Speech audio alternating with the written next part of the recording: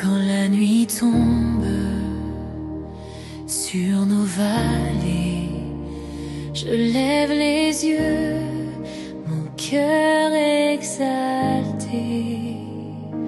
Chaque étoile murmure ton nom. Jésus-Christ revient, c'est ma chanson. Les yeux fixés sur toi, j'entendrai ta voix. Tu reviens bientôt, mon Seigneur, mon roi. Je veux parler au monde de toi. J'irai proclamer Jésus-Christ revient, il est roi.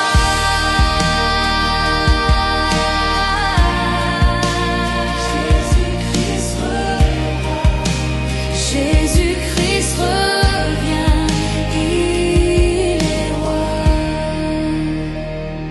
Les nations ne cessent de chercher un mot d'amour pour les soulager.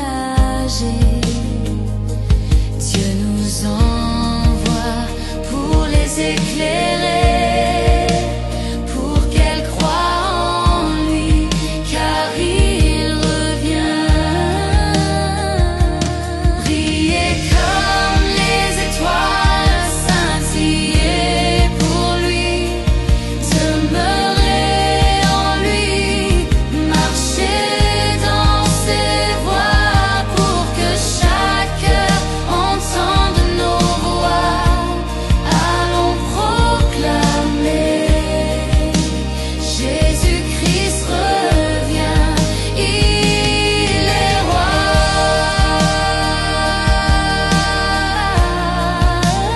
Jésus-Christ revient, Jésus-Christ revient, il est roi.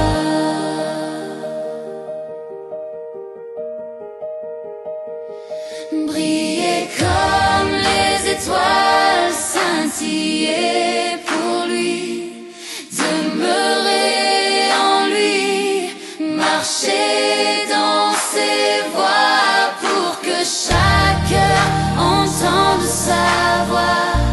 Allons proclamer Jésus-Christ revient, il est roi.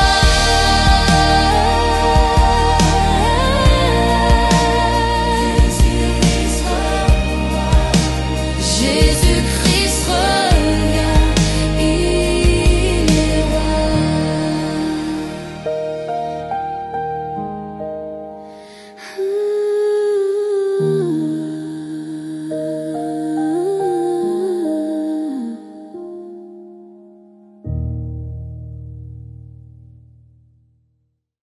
Bonsoir à tous. J'espère que nous avons passé une bonne journée sous le regard de Dieu. Et c'est avec véritable plaisir que nous nous retrouvons dans la maison du Seigneur pour continuer à partager cette semaine de prière. En tout cas, je me fais l'interprète du Saint-Esprit pour vous encourager à continuer à être fidèles dans la mission. Le choix dépend de chacun d'entre nous, de notre engagement vis-à-vis de Dieu. Il ne faut ni regarder à droite ni à gauche qui vient pas, qui est là, qui n'est pas là. Nous sommes là, nous nous sommes engagés. Le Saint-Esprit fait le reste du travail. Amen. Inclinons la tête. Seigneur Dieu, nous voulons te remercier de cette opportunité que tu nous donnes en ce soir de pouvoir continuer à étudier ta parole et nous laisser diriger par ton Saint-Esprit. Amen. Comme chaque soir, avant d'entrer dans le sujet du soir, où le titre de ce soir, c'est « Occupez-vous jusqu'à ce que je vienne ». Et comme d'habitude, nous faisons un petit historique, je dirais, de la semaine de prière. Et aujourd'hui, nous allons voir l'histoire de la semaine de prière de l'Église adventiste du 7e jour dès 1929. L'affirmation selon laquelle la semaine de prière moderne a été formellement établie en 1929 est exacte. Mais ses racines sont beaucoup plus profondes. Voici un peu l'histoire étape par étape avec les sources. Premièrement, les racines au 19e siècle, jour de jeûne et de prière avant l'institutionnalisation de la semaine de prière. Les premiers adventistes du 7e jour observaient des jours réguliers d'humiliation et de prière, quel que soit le jour de la semaine. Dans le livre Testimony for the Church au volume 1, Madame Watt écrit ceci, daté du 5 décembre 1865. Nous devrions jeûner et prier souvent. Un jour de jeûne et de prière devrait être observé chaque semaine. Un jeûne d'un jour par semaine serait de grands bénéfices pour nous. Et elle écrit ceci en 1865. Le contexte était assez particulier. Cette pratique n'était pas encore uniforme. L'Église a officiellement désigné le premier vendredi de chaque trimestre comme un jour de jeûne et de prière. Ceci est enregistré dans les procès-verbaux de la conférence générale. Et là, nous voyons un élément qui a été pris il y a une dizaine d'années par la conférence générale qui, au départ, c'était le vendredi comme nous l'avons lu, mais l'a placé le sabbat, le premier sabbat de chaque trimestre, où toutes les églises adventistes du 7e jour du monde entier entrent en prière et accomplissent un jeûne et prière. Ceci a été institué par la conférence générale. Les églises suivent ces recommandations. Mais cela ne veut pas dire qu'au niveau des églises locales, que nous devons nous arrêter à un jeûne et prière par trimestre. Nous avons l'occasion de mettre d'autres jeûnes et prières spécifiques pour l'église. Mais la conférence générale donne des directives afin que, n'oublions pas, l'unité qui est recherchée, comme la semaine de prière, les 10 jours de prière, les jeûnes et prières trimestriels.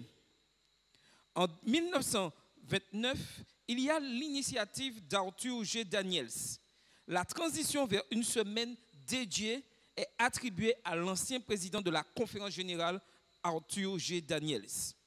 Dans le livre The List of Pioneers par Benjamin Brown, qui parle, je dirais, des pionniers, Brown cite une lettre circulaire de Daniels, alors secrétaire de la conférence générale du 18 octobre 1929, adressée aux dirigeants des unions et fédérations.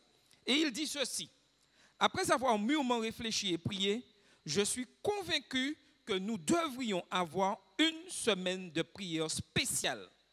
Je suggère que nous fixons la semaine du 18 au 25 novembre 1929 pour cette observance spéciale. Cette initiative fut officiellement approuvée par le comité de la conférence générale dans le compte-rendu de la réunion du comité exécutif de 1929 le confirme. L'évolution et la standardisation. Après 1929, la semaine de prière est devenue une institution annuelle. Le fait qu'il y en ait eu à ce moment-là 2 par an, une au printemps et une à l'automne, est une pratique qui s'est standardisée plus tard. L'Église mondiale, et le texte date de 1929, l'Église mondiale observe 2 semaines de prière chaque année. L'une est observée au niveau de l'Église mondiale au cours du premier trimestre et l'autre au 4e trimestre. La semaine de prière du 4e trimestre est traditionnellement la plus largement observée. Et aujourd'hui, pour réactualiser les choses, au 4e trimestre, c'est l'Église mondiale partout est en semaine de prière. Et au mois de mars, c'est la conférence générale avec les 10 représentants délégués et surtout les présidents des divisions qui se retrouvent là pour une semaine spéciale entre eux pour pouvoir se renforcer et avoir aussi le Saint-Esprit. Donc, l'idée lancée par Daniels dès 1929 jusqu'à aujourd'hui est perpétuée et se vit actuellement au niveau de l'Église adventiste du 7e jour. La conférence générale produit à ce moment-là un livret de lecture quotidienne spécifique chaque année. Et chaque année, nous avons ce livret. Et la tradition est en place est que le premier sabbat, c'est le président de la conférence générale qui donne cette méditation. Cette année, c'était la dernière du pasteur Ted Wilson, parce que les programmes sont préparés vraiment, vraiment à l'avance. Et le pasteur Ted Wilson a terminé son mandat au mois de juillet 2025. Donc, c'est lui qui a écrit le message de cette année. Et c'était son dernier message. Et le deuxième sabbat, c'est un message spécialement récupéré dans des textes écrits par Ellen G. White. Et un auteur est désigné, cette année c'est notre ami John Baum. Bonne chose. Chaque fois j'écorche un peu son nom, disons John, plus simplement, qui est un auteur qui de dimanche à vendredi a un thème et développe ce thème-là régulièrement. Normalement, une offrande mondiale de la semaine de prière a été mise en place. L'affirmation concernant l'offrande est exacte. Les fonds sont répartis selon une formule prédéfinie pour soutenir les missions. Le site officiel de l'Église adventiste du 7e jour, sous la section Adventist Mission, explique la répartition de l'offrande chaque trimestre par les fêtes du sabbat. L'offrande est divisée pour soutenir les projets de mission et de sensibilisation dans le monde entier. En conclusion, l'histoire de la semaine de prière est bien documentée. Elle a évolué à partir de pratiques de jeûne ponctuels du 19e siècle pour être officiellement instituée en tant que semaine de prière mondiale en 1929, sous l'impulsion du pasteur Daniels. Comme en attestent les procès-verbaux officiels, elle est devenue un pilier codifié de la vie de l'Église, comme le confirme le manuel d'Église. Donc, ce que nous vivons durant cette semaine, ce n'est pas un petit épisode à tracer. C'est un grand épisode du monde entier qui se retrouve en prière parce que nous avons besoin du Saint-Esprit. Amen. Le thème aujourd'hui de ce soir retenu, c'est « Occupez-vous jusqu'à ce que je vienne ». Donc, nous comprenons bien que Jésus s'en est allé et il nous a dit qu'il va revenir. Mais entre-temps, il n'a pas dit restez là assis tranquillement, tournez-vous les pouces et puis je reviens. Il y a quelque chose à accomplir. En 1975, un homme nommé William fut baptisé dans la foi adventiste. Il était rempli de zèle et de conviction. Il croyait, il avait cette certitude que Jésus reviendrait très bientôt. Et en ce soir, je suis sûr, chacun de nous, nous avons cette conviction. Et il était persuadé que c'était dans les mois à venir. Oui, mais les années ont passé. Le mur de Berlin est tombé. Des guerres ont éclaté. Des présidents se sont succédés. Des crises mondiales ont secoué la terre. Et Jésus n'est pas encore revenu. Alors William s'est demandé, me serais-je trompé? Aurais-je commis une erreur? Mais non, frères et sœurs, il ne s'était pas trompé, car Jésus avait dit clairement, quant au jour et à l'heure, personne ne les connaît, ni les anges des cieux, ni le Fils, mais le Père seul. Matthieu 24, verset 36. Cependant, dans une autre parabole, Jésus dit aussi, dans Luc 19, verset 13, « Faites-les valoir jusqu'à ce que je revienne. » Ces mots sont puissants. Faites-les valoir. Dans la parabole des mines, le maître part pour un très long voyage. Avant de partir, il confie des ressources à ses serviteurs et leur donne une mission, oui, faire fructifier ce qu'il leur a remis. Autrement dit, notre rôle n'est pas de deviner la date du retour de Jésus. Et malheureusement, des spécialistes, entre guillemets, adventistes, aiment donner des dates. On a pu comprendre des non-adventistes. Mais certains aiment donner des dates. Il y en a même un qui avait parlé que Christ doit devenir en octobre 2026.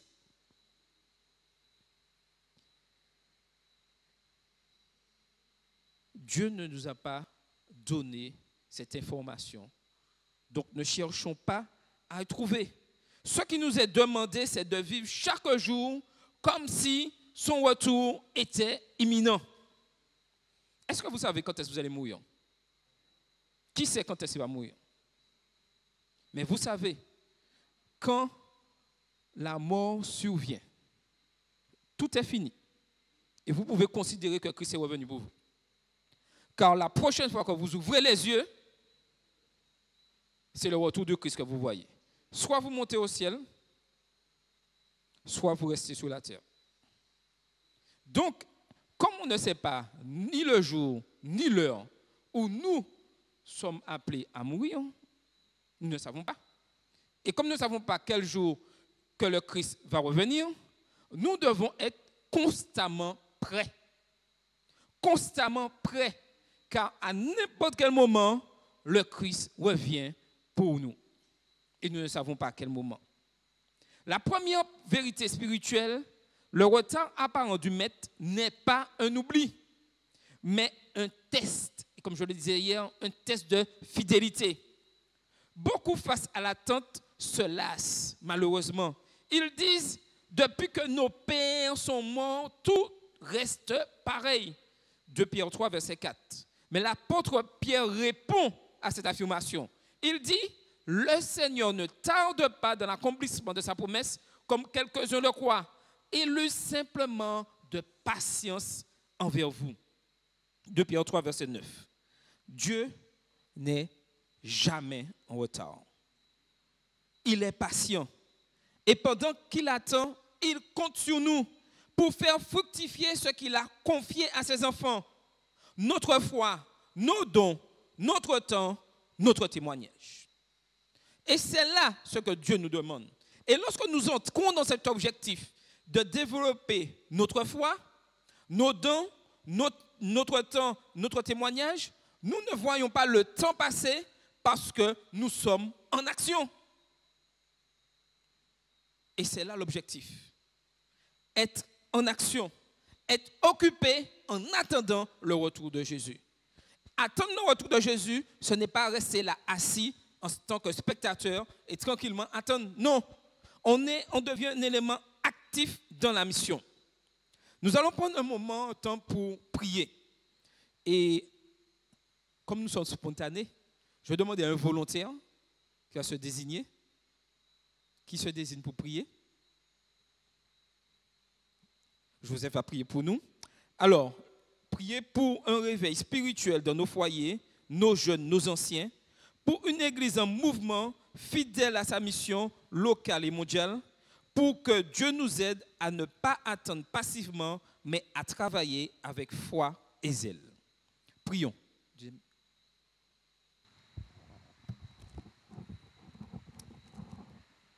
Lorsque Jésus raconta la parabole des mines, le contexte était crucial.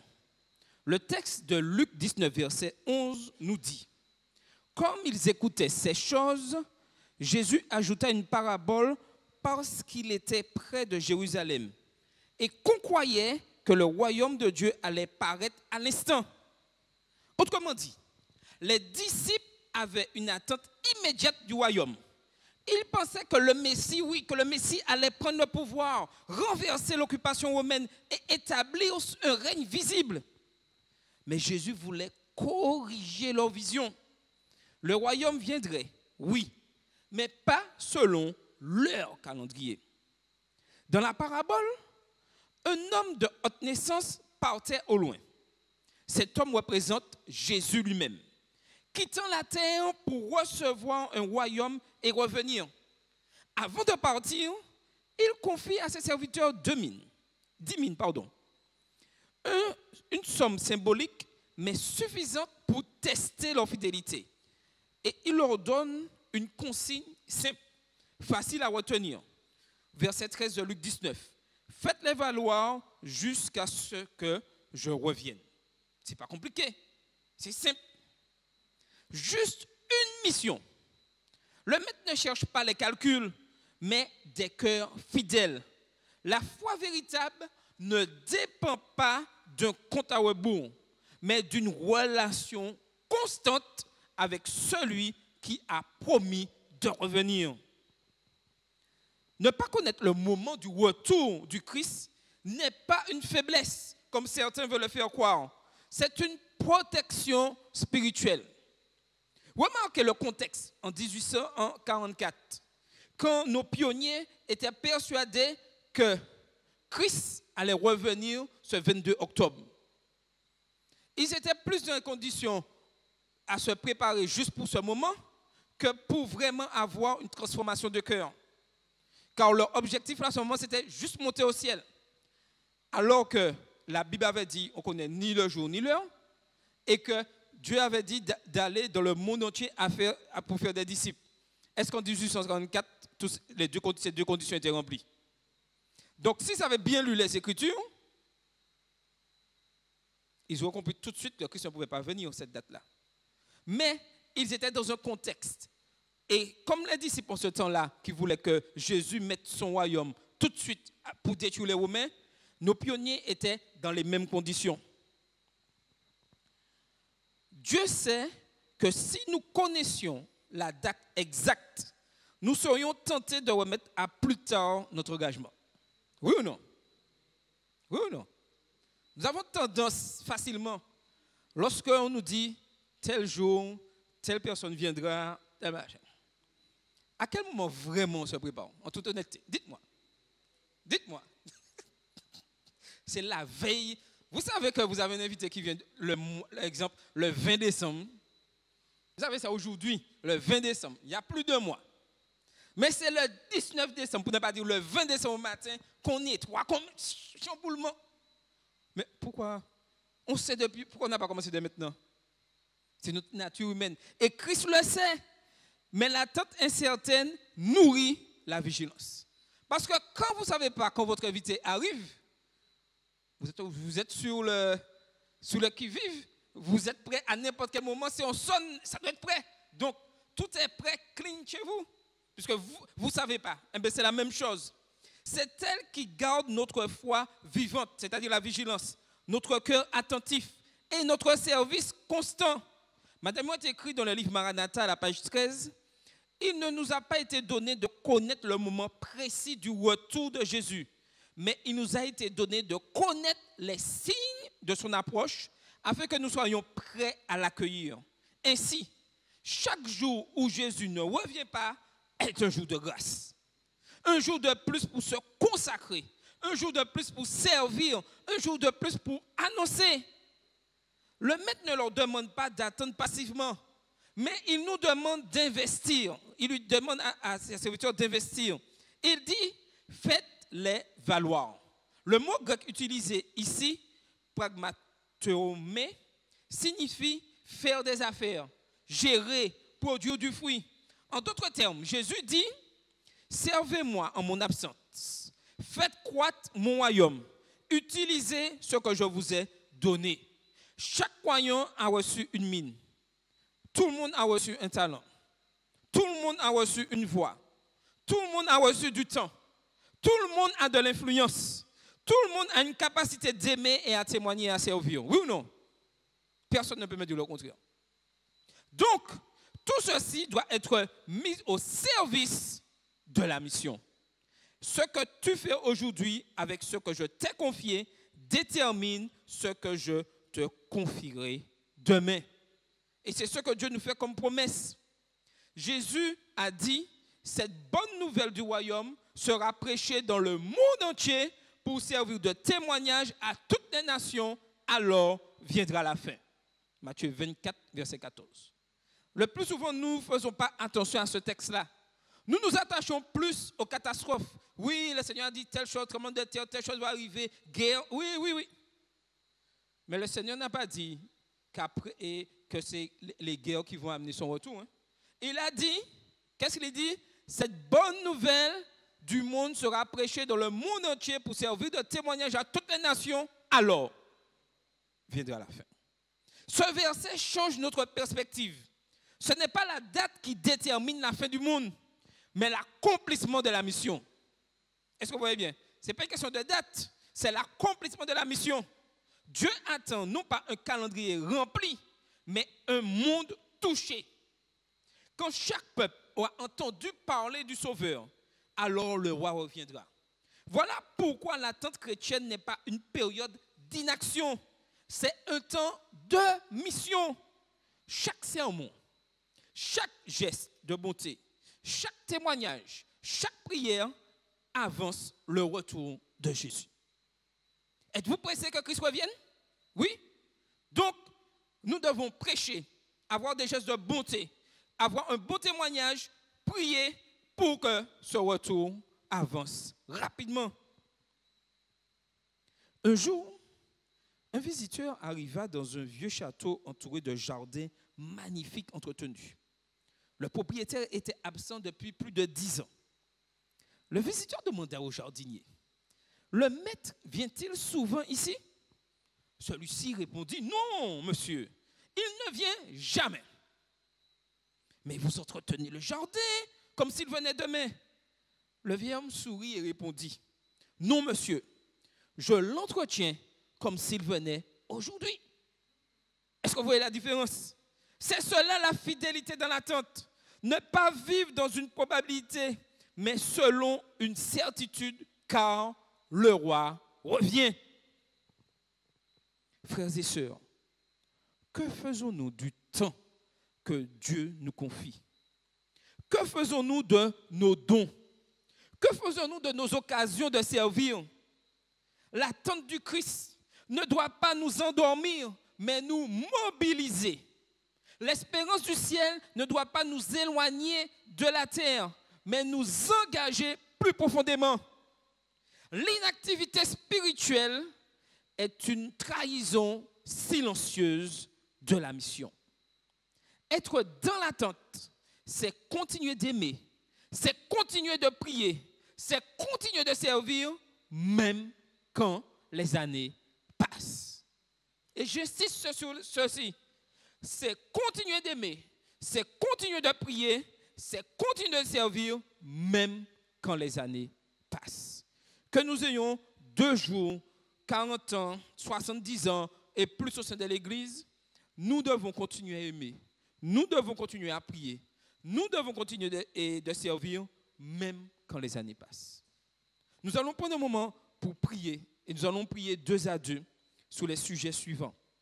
Nous allons prier pour nos ministères, enfants, jeunes, familles, aînés, musique, évangélisation. Ce sont des ministères importants dans l'Église afin que l'Église puisse avancer et rester dans la mission. Nous allons prier pour que Dieu révèle à chacun le service auquel il appelle. Et surtout, prier pour que notre Église, ici à Tracé, et les autres églises en Martinique, soient un chantier vivant comme celui de Néhémie, où chacun bâtit à côté de son frère. Travaille ensemble pour la mission. Oui, prions 2 à 2. Chacun bâtit à côté de son frère. Après des décennies d'exil à Babylone, le peuple de Dieu revint enfin à Jérusalem. Mais ce retour, loin d'être triomphal, fut douloureux. La ville était en ruine, les murailles brisées, les portes incendiées. Jérusalem, la cité du Dieu vivant, ressemblait à un champ de désolation. Et pourtant, c'est dans ce chaos que Dieu suscita Néhémie. Un homme de prière et d'action, un leader au cœur brisé pour la gloire de Dieu. Tout a commencé par un cri du cœur. Quand Néhémie apprit la situation de Jérusalem, il ne détourna pas le regard. Il pleura, il jeûna, il pria, puis il se leva. Et il dit dans Néhémie 2, verset 20, « Le Dieu des cieux nous donnera le succès. Nous, ses serviteurs, nous nous lèverons et nous bâtirons. » Et c'est ce cri que nous devons dire aujourd'hui. Alors que nous voyons la situation de notre Église, je dirais, catastrophique, alors que nous nous demandons des fois, est-ce que vraiment Dieu dirige son Église? En ce soir, je voudrais vous donner l'assurance que Dieu dirige son Église.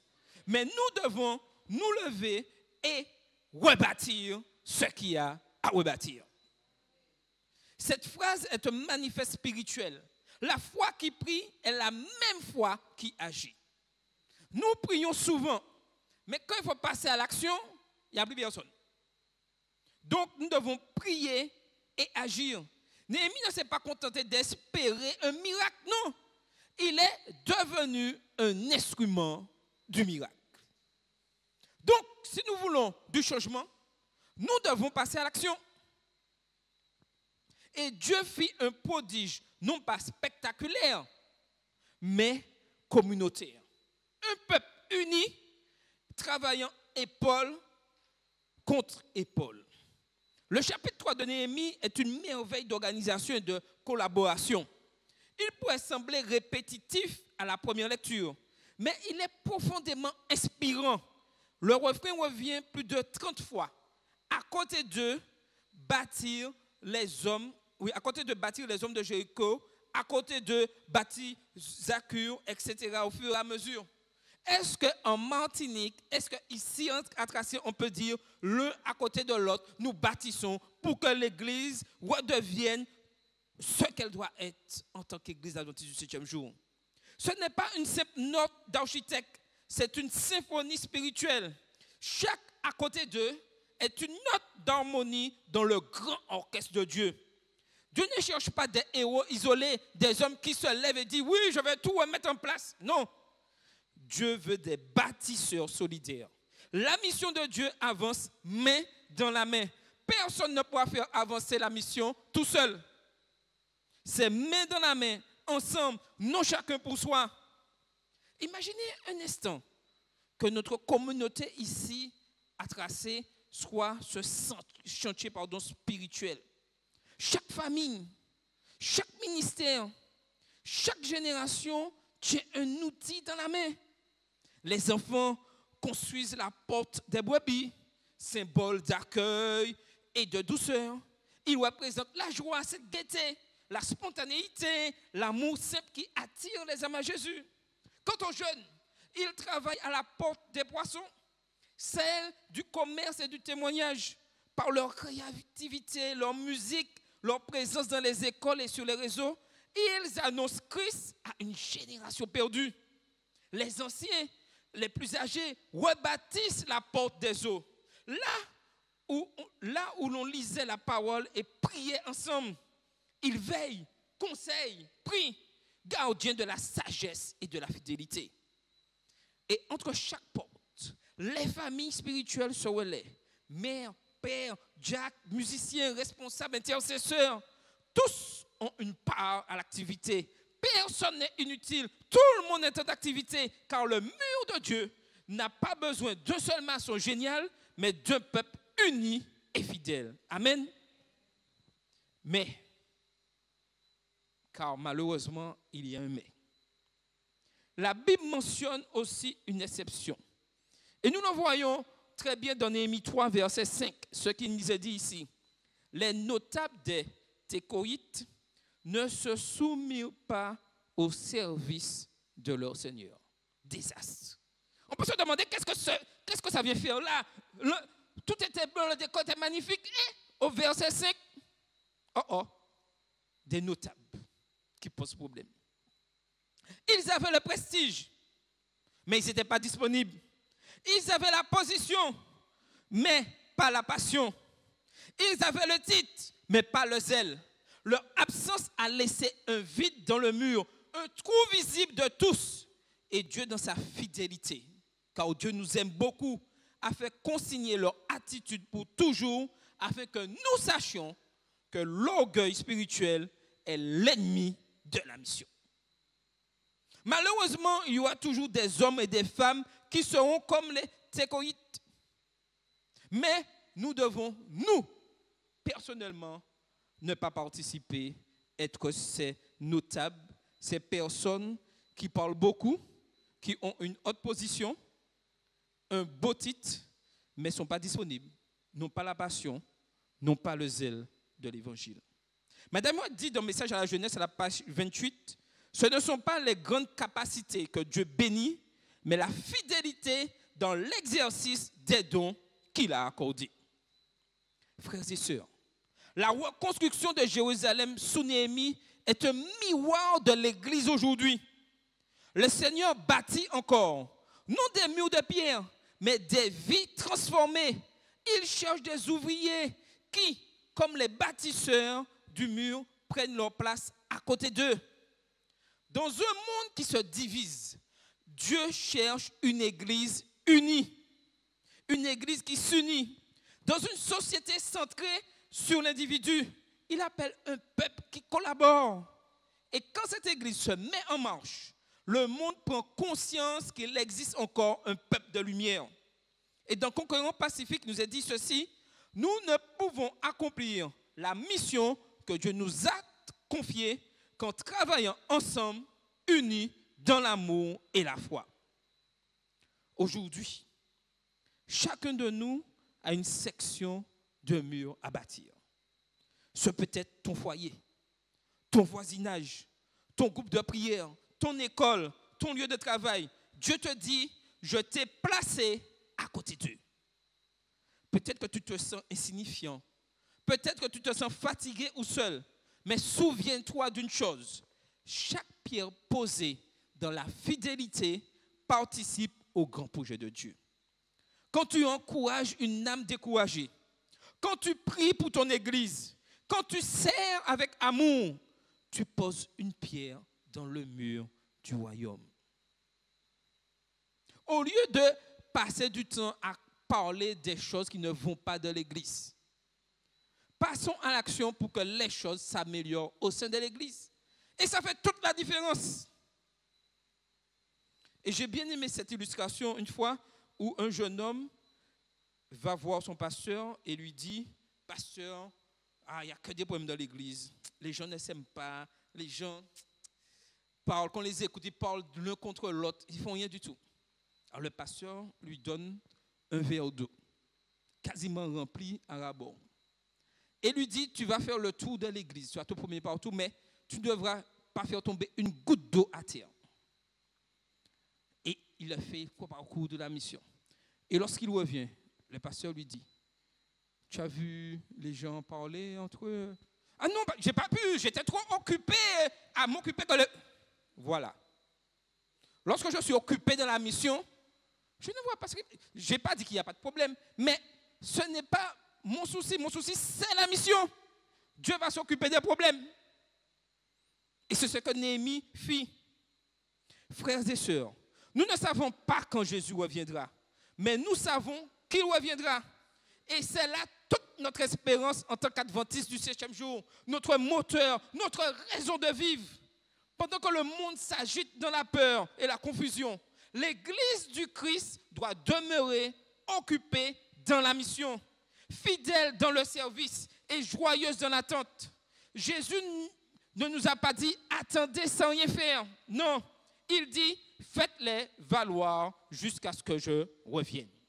Cela signifie aimer, tant qu'il y a des cœurs à aimer. Cela signifie servir, tant qu'il y a des mains à tendre. Cela signifie annoncer, tant qu'il y a des âmes à sauver. Le retour du Christ n'est pas une excuse pour l'inaction, c'est une invitation à l'engagement.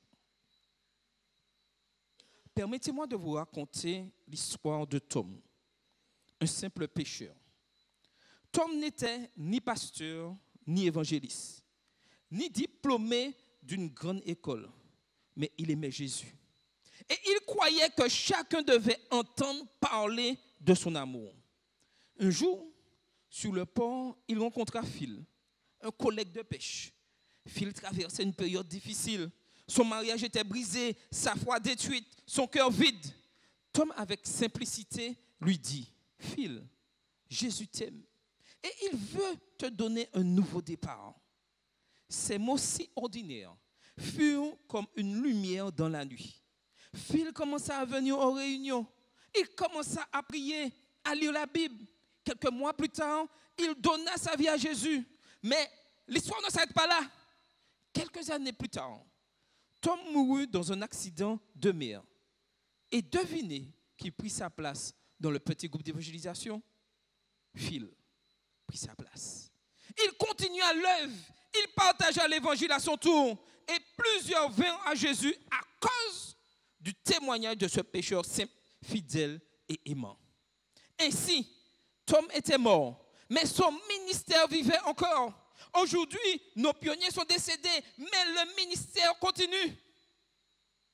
Et il continuera jusqu'au retour de Jésus. Frères et sœurs, chaque geste que vous faites pour le royaume, aussi petit soit-il, compte. Chaque prière murmurée dans le silence, chaque mot d'encouragement offert à quelqu'un dans la peine, chaque visite, chaque acte de bonté, chaque don, chaque service humble, tout cela est une mine entre les mains du Seigneur. Et le Maître sait multiplier ce que nous déposons avec amour. Un sourire, une chanson, une invitation, une Bible offerte peuvent devenir des semences d'éternité. Et Madame Watt écrit dans le livre Le Ministère évangélique à la page 474, « Aucun effort sincère pour sauver des âmes n'est perdu. Aucun effort. Si les résultats ne paraissent pas ici-bas, ils le seront dans l'éternité. » Donc, aucun effort est vain. Parfois, nous regardons le ciel et disons, « Seigneur, Seigneur, pourquoi tardes-tu » Mais Dieu répond, « Je t'ai confié une mission. Je t'ai confié le temps comme un trésor à faire fructifier. » Que faisons-nous de notre temps? Notre tâche n'est pas de compter les jours, mais de remplir les jours. Chaque journée peut devenir une offrande. Chaque rencontre, une mission. Chaque parole, une semence. Le Christ reviendra et quand il reviendra, il ne demandera pas combien de temps nous avons attendu. Non, mais ce que nous avons fait pendant ce temps. Le Christ ne va pas nous dire, ah, tu as attendu pendant 70 ans, 90 ans, entre dans ma... Mais non, c'est pas ce qu'il va dire. Il va nous demander ce que nous avons fait pendant ces 70 ans. C'est bien, bon et fidèle serviteur, tu as été fidèle en peu de choses, je te confierai beaucoup. Jésus a dit, cette bonne nouvelle du royaume sera prêchée dans le monde entier pour servir de témoignage à toutes les nations, alors viendra la fin. Autrement dit, la fin n'est pas un événement qui nous surprendra, mais une mission qui nous mobilise. Tant que tous n'ont pas entendu, tant que tous n'ont pas été aimés, tant que tous n'ont pas eu une chance de connaître le Sauveur, le travail n'est pas fini. Nous ne sommes pas des spectateurs du temps. Nous sommes des participants de la mission. Jésus regarde aujourd'hui chacun d'entre nous et demande, « Que fais-tu de ce que je t'ai confié ?» Peut-être as-tu peu de moyens. Peut-être as-tu peu de temps. Peut-être as-tu peu de force. Mais si tu donnes ton cœur, Dieu fera le reste. Aujourd'hui, le Maître cherche des mains prêtes à bâtir, des cœurs prêts à aimer, des voix prêtes à témoigner. Si ton désir est de dire, Seigneur, je veux être fidèle jusqu'à ton retour, je t'invite à te mettre à genoux. Et le frère Charles Daniel nous fera une prière spéciale en ce sens, afin que nous puissions être pleinement consacrés à la mission et pouvoir dire ensemble, oui Seigneur, je veux être occupé jusqu'à ce que tu reviennes. Amen.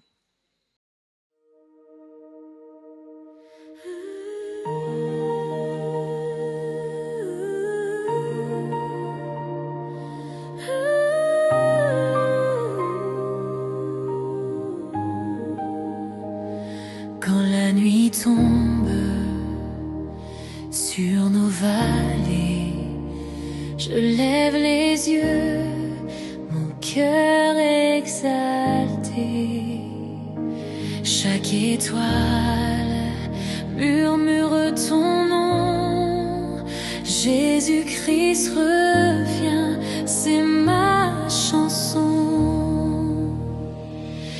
Les yeux fixés sur toi, j'entends